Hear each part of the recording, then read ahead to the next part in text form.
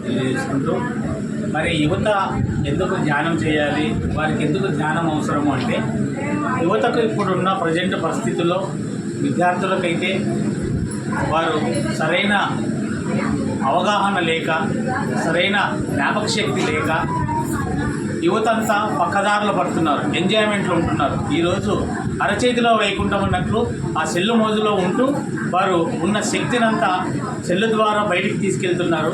కానీ దాన్ని సెల్లును ఉపయోగించుకునే మార్గం కూడా ఒకటి ఉంది. ఏమిటంటే దాని పేరే పిఎంసి ద్వారా ఎంతో ఆత్మజ్ఞానం వస్తుంది. ఆ విన్న తర్వాత మనలో ఉన్న జ్ఞాపకశక్తి ఆ విద్యార్థులకు ఏదైతే అవసరమో జ్ఞాపకశక్తి పెరుగుతుంది. తర్వాత వాళ్ళకు ఒక కాన్ఫిడెన్స్ అవసరం. కన్ఫ్యూజన్లో ఉన్నారు విద్యార్థులంతా. నేటి విద్యార్థులంతా ఈరోజు కన్ఫ్యూజన్లో ఉన్నారు. ఈ ధ్యానం ద్వారా కన్ఫ్యూజన్ పోయి కాన్ఫిడెన్స్ పెరుగుతుంది.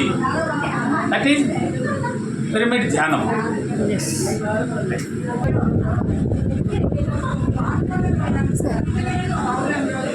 యువత ధ్యానం చేయాలి. అసలు యువత మీదనే ఈ దేశ భవిష్యత్ అంతా ఆధారపడింది. మోడీ గారు కానీ, చంద్రబాబు నాయుడు గారు కానీ అందరూ కూడా యువత మీదనే కాన్సన్ట్రేట్ చేస్తున్నారు. 1947లో మన దేశము నెంబర్ 1 ఆర్ నెంబర్ 2 వెళ్ళాలంటే యువతకే ముఖ్య పాత్ర వహించాల్సి వస్తుంది. సో వాళ్ళందరూ ముఖ్య పాత్ర వహించాలి అంటే ధ్యానం చేసి వాళ్ళ మైండ్ షార్ప్ చేసుకోవాలి.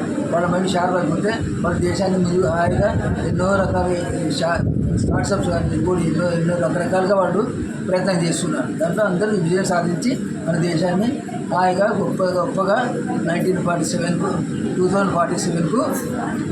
నెంబర్ 1గా మార్చాలి. ఇదంతా యువత మీదనే ఉంది. సో వాళ్ళందరూ ధ్యానం చేసేసి మన దేశం యొక్క స్థితిని గొప్పగా తీసుకోవడానికి వాళ్ళ వంతు వాళ్ళు ప్రయత్నం చేయాలి. ఇదే నా సందేశం.